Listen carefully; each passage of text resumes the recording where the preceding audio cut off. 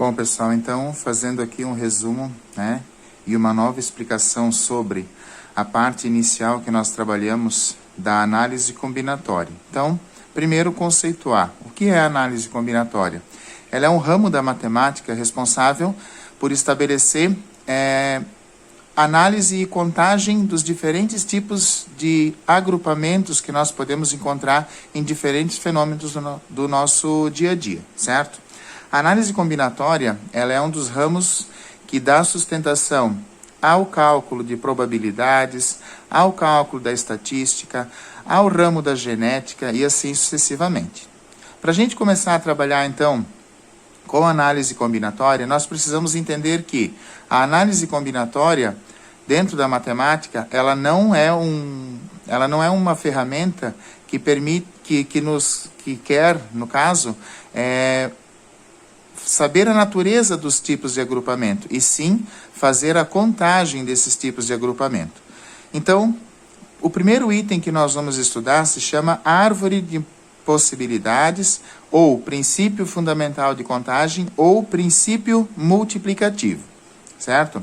Para a gente trabalhar com essa ideia de árvore de probabilidades, tá? A árvore de probabilidades é um esquema que vai me dizer quais são os tipos de agrupamentos e quais os elementos que pertencem a esse tipo de agrupamento. Muito utilizado dentro da genética, lá no estudo da biologia, para caracterizar as características genotípicas e fenotípicas dos cruzamentos dos diferentes seres vivos. Bom, para ilustrar o exemplo, né, de princípio multiplicativo ou princípio fundamental de contagem, eu coloquei aqui da chance de disparar um alarme quando nós tivermos uma bagagem contendo ou não contendo itens proibidos numa viagem, certo? Então, em uma determinada viagem, uma pessoa pode sair com algum item proibido na bagagem ou sem nenhum item proibido na bagagem. E, nesta viagem que ela sair, com o item proibido, existe a probabilidade do alarme disparar, e existe a probabilidade do alarme não disparar, certo? Assim como, se ela não tiver nenhum item proibido, também existe a possibilidade do alarme disparar e do alarme não disparar. Como que isso pode ser considerado como princípio multiplicativo? Porque nós vamos multiplicar os fatores que aparecem aqui em cada uma dessas etapas. Então, na etapa inicial, nós temos quantos elementos? Um elemento, que é a consideração em relação à viagem realizada, utilizando ou não utilizando essa bagagem. No segundo momento, nós temos duas condições também, que são as condições de ter o item proibido e de não ter o item proibido. E no final, nós temos a condição do alarme disparar ou não disparar. Então, pelo princípio multiplicativo, que é utilizado como base na análise combinatória, nós multiplicamos entre si as quantidades de possibilidades, certo? Multiplicando aqui a quantidade de possibilidades que apareceu em cada item, 1 vezes 2, 2, 2 vezes 2. Então, nessa viagem, existem 4 possibilidades diferentes de se acontecer algum evento nesse sentido aqui. Tranquilo? Por isso ele é chamado de princípio multiplicativo, porque nós efetuamos a multiplicação da quantidade de elementos que existem em cada etapa desse processo. Explorando um pouquinho mais a ideia do princípio fundamental de contagem, ou também chamado de princípio multiplicativo, eu separei aqui 4 exemplos para explicar para vocês como funciona a situação do princípio multiplicativo. No primeiro exemplo, diz o seguinte: um teatro tem 5 portas, certo? De quantas maneiras diferentes uma pessoa pode entrar e sair desse teatro? Então, nós precisamos observar que dentro desse enunciado aqui, não aparece nenhum tipo de restrição, dizendo, por exemplo, entra por uma porta, mas não pode sair pela porta que entrou. Então, eu tenho as possibilidades de entrada e também tenho as possibilidades de saída. Quantas portas eu tenho como possibilidade de entrada? São 5 portas que eu tenho como possibilidade de entrada. Vezes, quantas portas eu tenho como possibilidade de saída? As mesmas 5. Então, 5 possibilidades para entrar, 5 possibilidades para sair. 5 vezes 5, nós temos então aqui 25 possibilidades diferentes para uma pessoa qualquer entrar ou sair num determinado teatro. No segundo exemplo, eu coloquei a seguinte situação. Nelson tem 3 camisas, 5 calças, 2 gravatas, 4 pares de sapato e 1 paletó. De quantas maneiras diferentes ele poderá se vestir usando uma peça de cada conjunto? Então, pelo princípio multiplicativo, eu não preciso destrinchar a árvore de possibilidades aqui. Eu apenas vou multiplicar entre si a quantidade de elementos que existe dentro das possibilidades de formar o grupo. Então, eu vou pegar as 3 camisas que ele tem, vou multiplicar pelas 5 calças que ele tem, vou multiplicar pelas 2 gravatas, pelos 4 pares de sapato e pelo paletó que ele tem. Simplesmente multiplicando todos os elementos, eu vou encontrar a quantidade de formas diferentes que esse Nelson tem para se vestir. Então, 3 vezes 5, 15, 15 vezes 2, 30, 30 vezes 4, 120 e 120 vezes 1, 120. Então, com essa quantidade de elementos, ele pode se vestir de 120 modos diferentes, utilizando apenas esses itens, né? Uma peça de cada item no conjunto, ok? Então, nós multiplicamos apenas as possibilidades. No outro exemplo, diz assim, quantos números de 3 algarismos podemos formar com os algarismos de 1 a 9? Então, observa, nós vamos ter aqui a centena, a dezena e a unidade. Eu tenho 9 algarismos para distribuir nesses 3 lugares aqui, certo? Considerando isso, tá? Nós vamos ter, não tem nenhuma restrição de que não possa repetir os elementos, que eles precisam ser diferentes. Então, para centena, eu vou ter 9 algarismos. Como eu posso repetir esses algarismos, eu vou ter 9 algarismos para unidade e também vou ter 9 algarismos para dezena. Multiplicando 9 vezes 9, 81. 81 vezes 9, eu posso formar aqui 729 números de 3 algarismos, usando os 9 algarismos indicados ali. E para finalizar, considerando o mesmo exemplo anterior, certo? Porém, agora, quando os algarismos forem distintos. O que quer dizer distintos? Aquele algarismo que eu usei na centena não pode ser usado na dezena e na unidade. Os algarismos que eu usei, respectivamente, na centena e na dezena, eu não posso estar utilizando na unidade. Então, novamente, são números de 3 algarismos, compostos pela centena, pela dezena e pela unidade, certo? Bom, se de início eu tenho disponíveis 9 algarismos para centena, tá? O algarismo que eu usei na centena, não posso mais usar na dezena. Então, 9 menos 1, vão estar disponíveis 8 algarismos para dezena. O algarismo que eu usei na centena e o algarismo que eu usei na dezena, não estão mais disponíveis para unidade. Então, 9 menos 2, vão sobrar 7 algarismos para mim colocar aqui na unidade. Multiplicando a quantidade de possibilidades, nós teremos 9 vezes 8, 72. 72 vezes 7, 504 números. Então, nós teremos aqui 504 números de 3 algarismos distintos, formados por 9 algarismos. Prosseguindo, então, nós vamos para uma operação matemática chamada fatorial, que é a operação fundamental quando nós vamos trabalhar com agrupamentos. Quem são os agrupamentos? As permutações simples, as permutações com repetição, as combinações simples, combinações circulares e também os arranjos simples. O fatorial nada mais é do que a multiplicação de um número natural maior que zero por todos os seus sucessores naturais maiores que zero.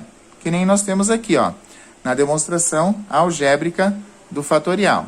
Se eu pegar um número n qualquer, esse número n vai ser multiplicado por todos os seus antecessores até que o último número aqui dessa multiplicação seja o 1.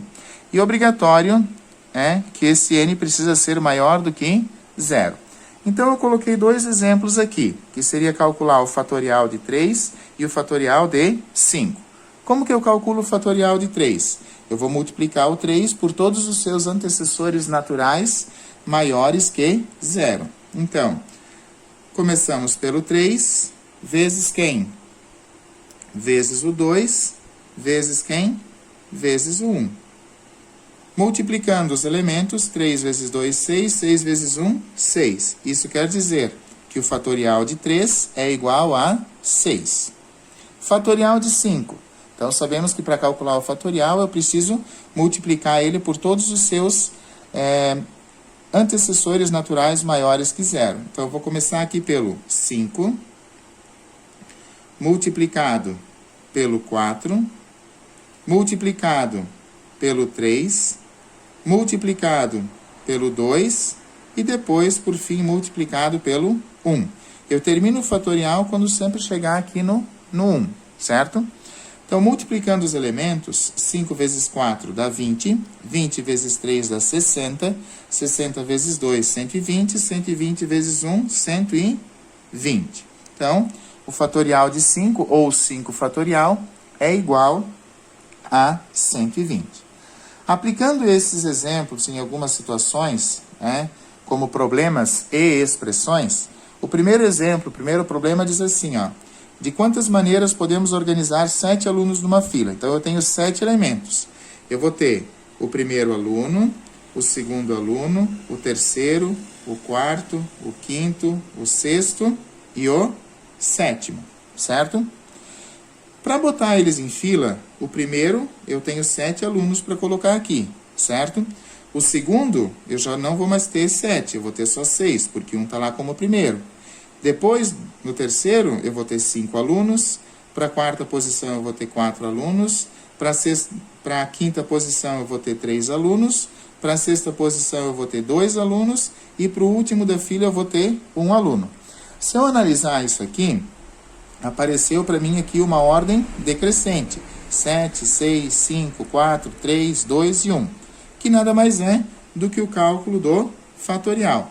Então, se eu quiser calcular a quantidade de bandeiras que eu posso organizar 7 alunos numa fila, basta eu calcular o fatorial de 7. Então, 1 vezes 2, 2, 2 vezes 3, 6, 6 vezes 4, 24, 24 vezes 5, 120, 120 vezes 6, 720, 720 vezes 7.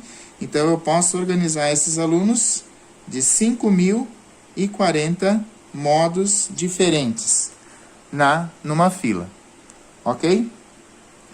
O cálculo do fatorial, ele aparece muito, quando nós trabalhamos com agrupamentos, na forma dessas expressões aqui, certo? E como que eu vou simplificar essas expressões? Aplicando a expansão do fatorial. No primeiro exemplo, eu tenho o fatorial de 9 dividindo pelo fatorial de 7. Como 9 é maior que 7, eu vou expandir esse 9 até ele chegar no 7, e aí depois eu vou cancelar os dois. Então, nós teremos 9 vezes 8 vezes 7 fatorial. Por que eu posso parar aqui? Porque no denominador eu tenho 7 fatorial, e se eu efetuar a divisão aqui de 7 fatorial por 7 fatorial, isso vai ser igual a 1.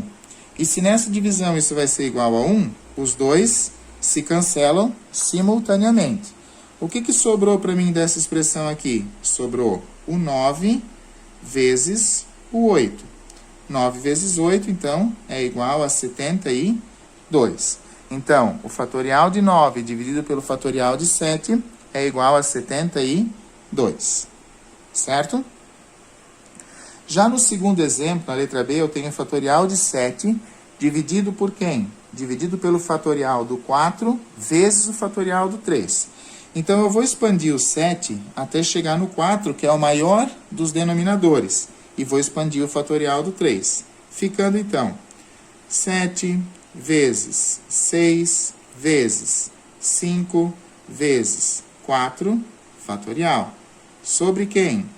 Sobre o 4 fatorial, tá? Que vai se cancelar ali.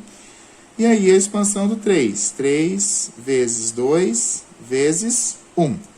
Nesse caso aqui, o fatorial do 4 cancela o fatorial do 4. E na parte de cima nós temos 7 vezes 6 vezes 5, que é o que sobrou para nós. Dividido por quem? Por 3 vezes 2 vezes 1. Efetuando a multiplicação tanto dos numeradores como dos denominadores, nós teremos então 7 vezes 6, 42, né? 42 vezes 5, 210. Dividido por quem? 3 vezes 2, 6, 6 vezes 1, 6. Dividindo, se a divisão for exata, né? Você efetua a divisão. Se a divisão não for exata, mantém esse resultado na forma de fração. 210 dividido por 6 é igual, então, a 35. Então, esse é o resultado da simplificação desta expressão aqui, correto? Na letra C, eu tenho mais uma expressão, só que essa tem somas. Então, eu preciso calcular os fatoriais. Então, primeiro é o fatorial do 3. Nós temos ali 3 vezes 2 vezes 1. Mais quem? Vou botar isso aqui entre parênteses, porque é uma multiplicação. Mais o fatorial do 2. 2 vezes 1. Vou botar entre parênteses também. Dividido por quem? Aqui eu tenho uma operação entre parênteses. 0 fatorial sempre vai ser igual a 1. Mais 1 fatorial, que é igual a 1 elevado ao quadrado. Então, nós temos 3 vezes 2 vezes 1 dá 6. Mais 2 vezes 1 dá 2. Dividido por quem? 1 mais 1, 2 elevado ao quadrado. Somando 6 com 2, eu vou ter 8. E vou dividir por quem? Por 2 elevado ao quadrado, que vai dar 4. Dividindo 8 por 4, a simplificação dessa expressão aqui é igual a 2. Bom, essa aplicação do fatorial do número, nós também podemos entender ela algebricamente. Só que para simplificar expressões algébricas usando o cálculo do fatorial, nós precisamos entender esse esquema aqui. Se eu pegar um número n qualquer, como eu coloquei esse n aqui, os números maiores que ele sempre vão aumentar uma unidade, assim como os números menores que ele sempre vão diminuir uma unidade. Então, vamos considerar que esse número aqui seja o número 6, certo?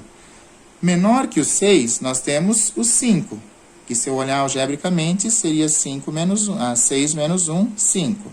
Depois, eu teria o 4, que se eu olhar algebricamente, seria 6 menos 2, 4. Depois eu teria o 3, que seria 6 menos 3, 3. E assim, sucessivamente, diminuindo, né? A mesma coisa se os números forem maiores. Aqui eu vou ter o 7, que seria o 6 mais 1. Depois eu teria o 8, que seria, por exemplo, o 6 mais 2. Depois eu teria o 9, que no caso, se eu considerar como 6, seria 6 mais 3. E assim também infinitamente. Então, quando eu vou fazer a simplificação de uma expressão algébrica, eu tenho que entender essa sequência aqui, ó, certo? Para poder fazer os cancelamentos como se eu estivesse trabalhando com números. Então, na letra A, para simplificar aqui, eu estou aonde? Eu estou nesse n mais 1 aqui, e eu preciso chegar nesse n menos 1 para poder cancelar. Então, eu vou copiar tudo isso aqui para poder fazer a simplificação. Então, nós vamos ter n mais 1... multiplicado por n, e aí, de novo, multiplicado por n menos 1, que é o que eu tenho no meu denominador. Sobre quem? Sobre n menos 1 fatorial. Como n menos 1 e n menos 1 representam o mesmo número, os dois se cancelam simultaneamente, certo? E aí vai sobrar o que para mim aqui? Vai sobrar o n mais 1 multiplicado pelo n, que vai resultar numa expressão algébrica vindo da propriedade distributiva. Esse n aqui fora precisa multiplicar esse n aqui dentro do parênteses e também esse 1 aqui dentro do parênteses. Fazendo essa multiplicação, nós vamos ter então n vezes n, n ao quadrado, n vezes 1, n. Então, essa expressão algébrica aqui é a forma mais simples desta expressão que nós temos aqui, certo? No exemplo B, que nós temos aqui, tá? Aparece assim, n menos 5 dividido por n mais 4. Então, se eu for olhar aqui nesse esquema, o n menos 5 seria menor do que o n menos 4. Então, eu vou ter que expandir o n menos 4 na hora de simplificar aqui. Então, eu vou manter na parte de cima o n menos 5 no fatorial, tá? E vou dividir isso por quem? Por n menos 4 multiplicado por n menos 5, fatorial. N menos 5 dividido por n menos 5 se cancela e o resultado vai dar 1, certo? Aqui, então, na forma de fração, na parte de baixo, sobrou quem? Sobrou o n menos 4. Porém, que valor eu vou colocar aqui em cima? Se eu parar para analisar, n menos 5 dividido por n menos 5 vai dar 1. Então, esse 1, que é o resultado da divisão ali, obrigatoriamente eu preciso colocar na parte de cima dessa fração. Então, 1 sobre n menos 4 é a forma mais simples que eu tenho para essa expressão algébrica, para essa expressão com fatorial aqui, ok? No último exemplo, tá? Nós temos aqui, então, 2n menos 2n mais 1 sobre 2. Lá nesse esquema aqui, ó, é como se eu tivesse o número 2 aqui na frente, não muda nada. Porém, eu preciso tomar cuidado que aqui eu tenho agora a soma, certo? Então, eu vou primeiro separar. Eu vou colocar 2n fatorial sobre quem? Sobre 2n fatorial. Menos 2n mais 1 fatorial sobre 2n fatorial. Beleza? Eu separei a parte de cima, cada uma com o seu denominador. 2n dividido por 2n, eu já sei que esse resultado vai ser igual a 1. Menos. Menos quem? Agora eu vou ter que sair do n mais 1 até chegar no n. Então, abre parênteses. 2n mais 1, certo? Vezes 2n fatorial. E só essa parte aqui dividida por 2n fatorial. Posso fazer o que aqui? Posso cancelar o 2n com o 2n, porque a divisão vai ser igual a 1. E aí, eu vou copiar esse 1 aqui para baixo, menos quem? Menos o que está entre parênteses, 2n menos 1. Quer dizer, mais 1. Aplicando a regra de sinais, nós vamos ter aqui, né? 1 menos com mais, menos 2n, menos com menos, menos com mais, menos 1. O 1 positivo aqui da frente e o 1 negativo aqui de trás são elementos opostos, eles se cancelam. E o que sobra para mim aqui? Menos 2n. Então, a forma mais simples dessa expressão é simplesmente o menos 2n. E para finalizar, nós vamos trabalhar um pouquinho com algumas equações que aparecem utilizando o fatorial, certo? A primeira equação eu coloquei aqui, n menos 2 fatorial é igual a 2 vezes n menos 4. Então, aplicando a ideia da operação inversa, eu vou deixar esse 2 aqui sozinho e esse multiplicando vai passar dividindo. Então, nós vamos ter aqui n menos 2 fatorial dividido por quem? Por n menos o 4 fatorial. Tudo isso vai ser igual a 2, certo? Como 2n é maior que 2, como n menos 2 é maior que n menos 4, eu vou expandir o fatorial aqui para simplificar. Aí nós teremos, então, n menos 2 multiplicado por n menos 3 multiplicado por n menos 4 fatorial sobre o n menos 4 fatorial. Tudo isso igual a 2. Aqui, eu posso fazer o quê?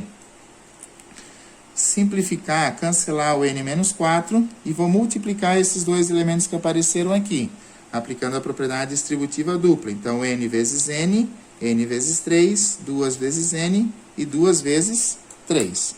Aplicando a propriedade distributiva, n vezes n vai resultar para mim em n ao quadrado.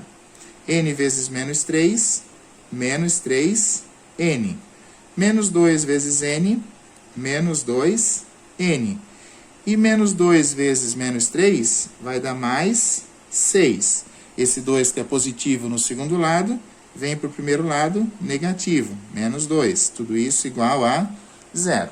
Formou uma equação do segundo grau, e essa equação do segundo grau, eu vou reduzir os termos que são semelhantes, o 3n e o 2n, o 6 e o 2.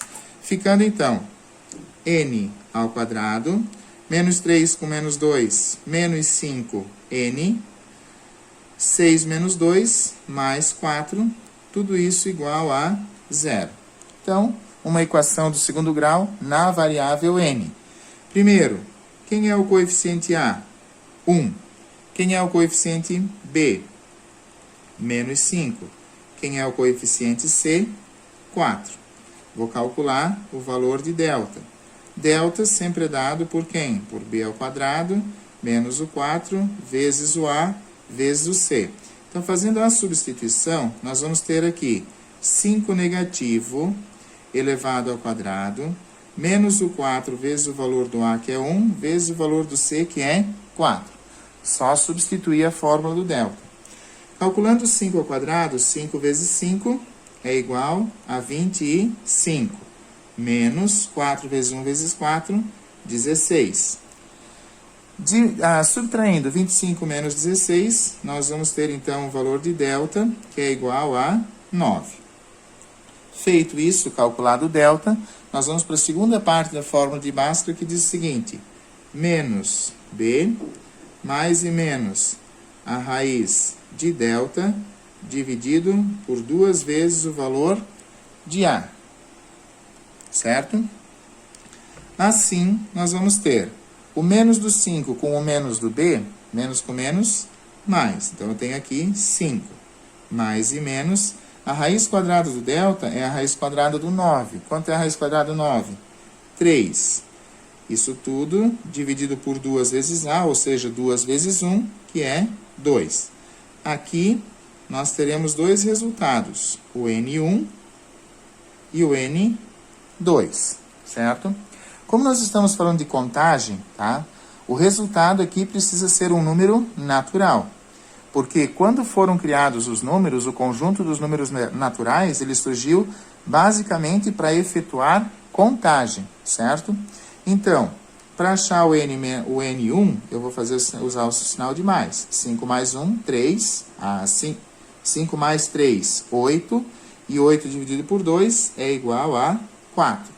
5 menos 3, 2. E 2 dividido por 2 é igual a 1.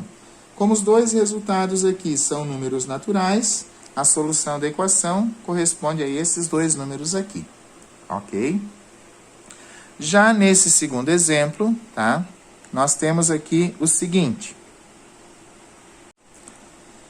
Nós temos n fatorial dividido por 2 fatorial vezes n menos 2 fatorial. Primeira coisa vai ser pegar esse 2 fatorial que está multiplicando aqui e trazer ele para cá, né? Fazendo a multiplicação, certo? Então, nós vamos ter n fatorial sobre quem? Sobre n menos 2 fatorial é igual a 10 vezes 2. 2 fatorial, ou simplesmente 2, porque calculando fatorial de 2 é igual a 2. Esse n fatorial, eu vou ter que expandir ele até chegar no n menos 2. Então, nós teremos n multiplicado por n menos 1 e multiplicado por n menos 2, dividido, né, por n menos 2. Isso tudo vai ser igual a quem? 10 vezes 2, que é 20. Podemos cancelar o n-2 e o n-2, porque a divisão deles é igual a 1. E vou aplicar aqui, então, a propriedade distributiva. O n vezes o n e o n vezes o menos 1. Ficando, então, n ao quadrado, n vezes menos 1, menos n. O 20, que é positivo, vem para cá negativo, menos 20. Tudo isso igual a 0. Então, novamente, uma equação do segundo grau, que eu vou resolver pela fórmula de Bhaskara. Coeficiente A dessa equação é igual a 1. Coeficiente B dessa equação é igual a menos 1. Coeficiente C dessa equação é igual a menos 20. Então, calculamos o valor de delta, que sempre é dado por B ao quadrado, menos o 4, vezes o A, vezes o C. Nós teremos assim, delta é igual a menos 1 elevado ao quadrado, menos o 4, vezes o A, que vale 1 positivo, vezes o C, que vale 20 negativo. Calculando a potência, 1 negativo ao quadrado vai dar 1 positivo. Então, delta é igual a 1 menos com menos, mais 4 vezes 1, 4, 4 vezes 20, 80. Somando 1 com 80, nós temos o valor de delta, que é igual a 81. Se o delta é 81, significa que a equação tem duas soluções. Então, vamos lá. Menos o valor do B, mais e menos a raiz do delta, isso tudo dividido por 2 vezes o valor do A. Quem é o coeficiente B aqui?